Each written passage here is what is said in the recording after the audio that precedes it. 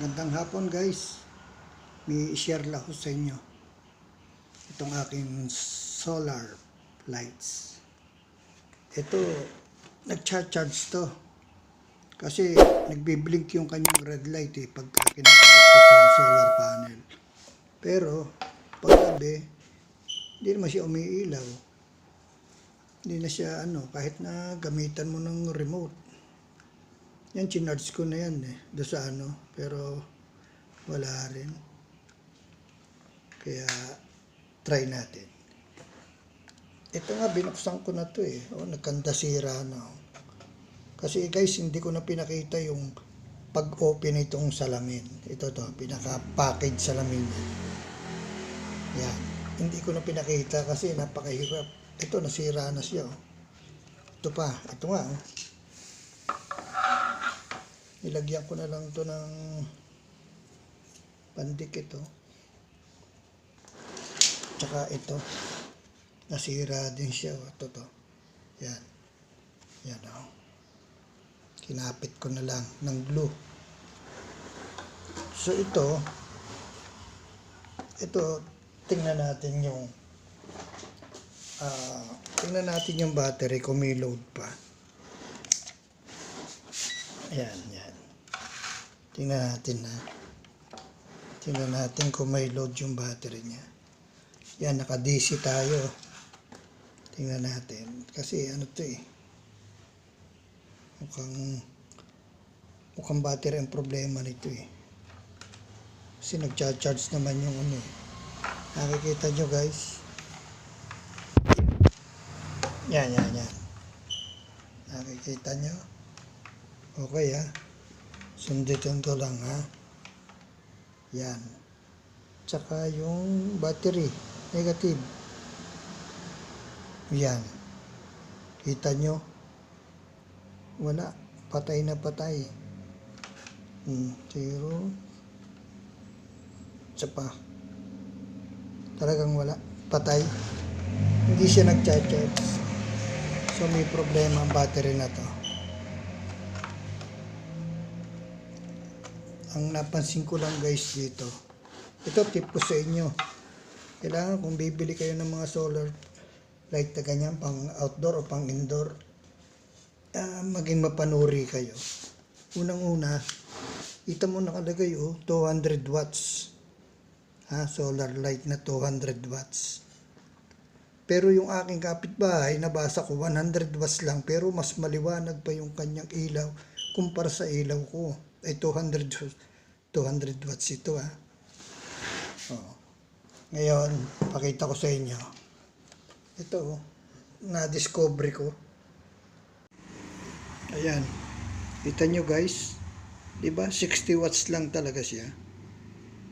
Yung LED panel niya talagang 60 watts lang. Kaya sayang yung binabayad natin. Doon sa perang dapat tugma doon sa binayaran natin. Akala ko 200 watts talaga yung akin. Chipin nyo, 60 watts lang pala. Tara guys, checkin natin yung panel board kung talagang may load. Tara. Ito. Yan ang panel board niyan. Try natin, testingin natin. Ito.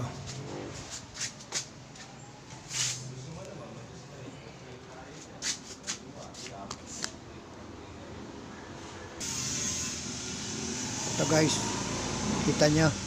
Ayan ito yung DC natin. Try natin Yan.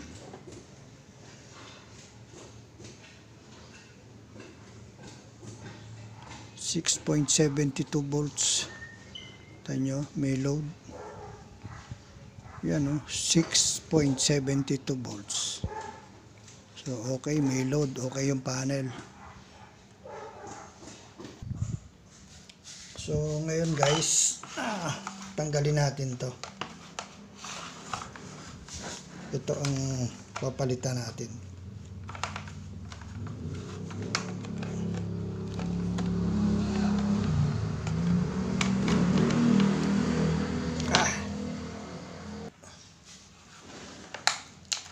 Guys, yan sinira ako na lang yung cover. Hirap tanggalin. Ibang klase yung pagkakadikit nila, oh. Yan. Ito, oh.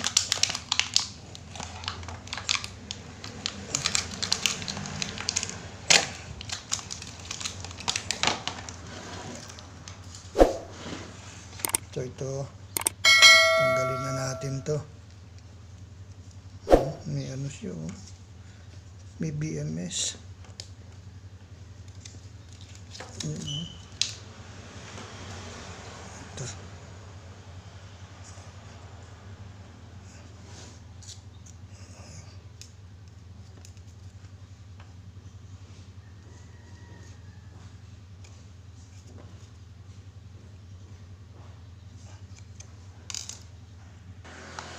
Yan guys, natanggal ko na. Yan. Tapos ito, dito natin kakabit yung battery.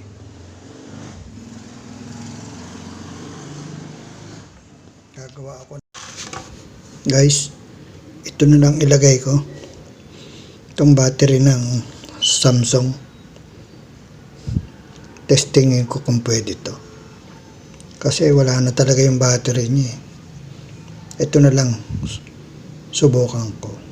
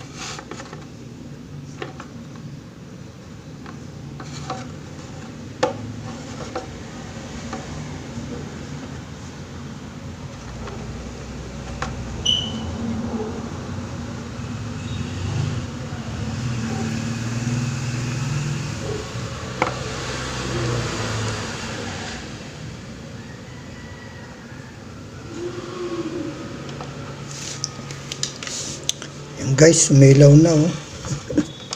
Oo. Diba? Yan, oh.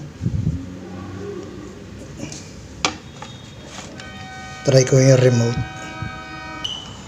Iba guys, kaya naman pala eh. Try kong i-off sa remote.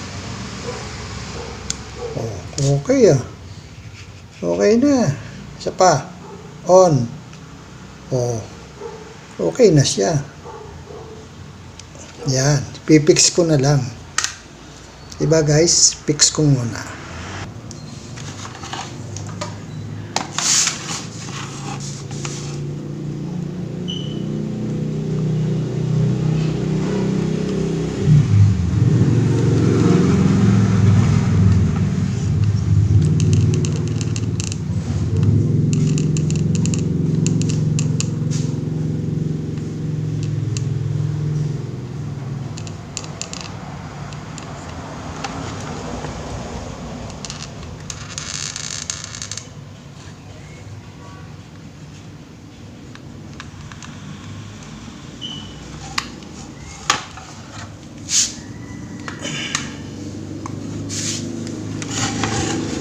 guys. Siguro naman okay na yan. Kakapit na yan. Subukan ko muna ilagay ito. Okay guys.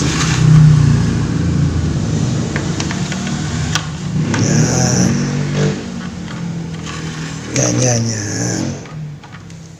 So, subukan ulit natin. On. Yun. Diba? Umilaw. Ayos na ayos ang gawa. Okay pala yung battery ng Samsung eh. Patay na natin.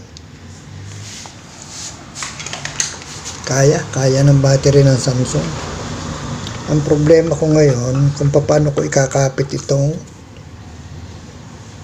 aking salamin. Try ko.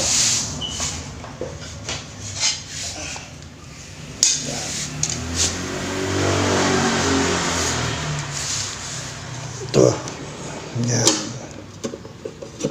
Yan. Nakaganyan yan eh. Ang tanong,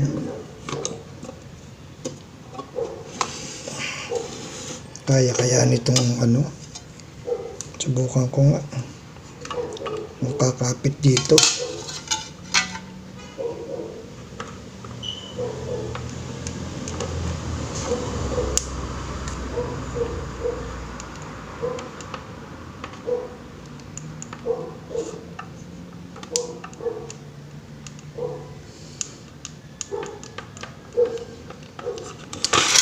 Kahit konti-konti lang. Kasi ang hirap magtanggal nito pag talaga nakadikit to eh. Halos masira yung salamin, yung bubog.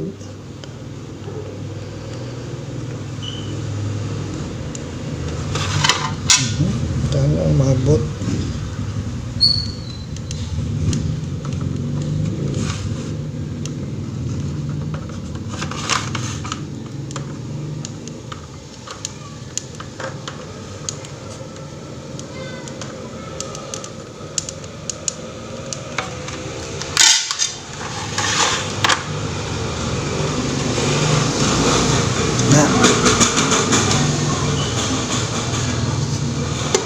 Bilisan.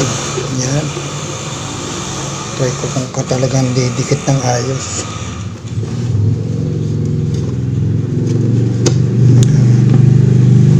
Yan.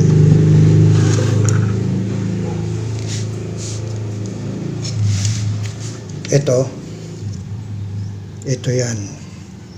Dito yan. Naku, hindi yata kakasya. Yun.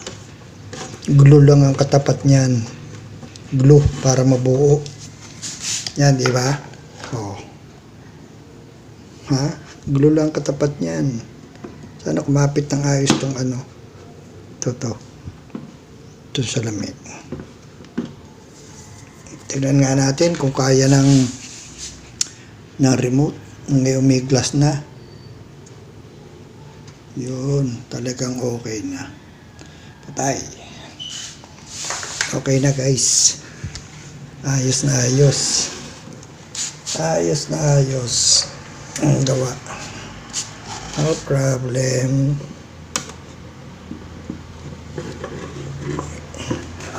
Ito na lang ang problema ko. Paano ko siya maisasalpak ng ayos.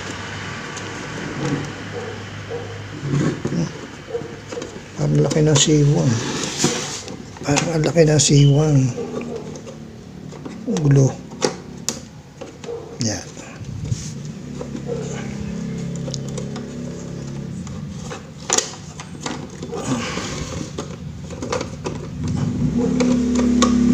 Yan. Igugulo ko na lang yan. Ano guys? Okay na yan. Okay, sana nagustuhan nyo yung video ko. Paki-likes naman. Tsaka paki-share. Thank you guys.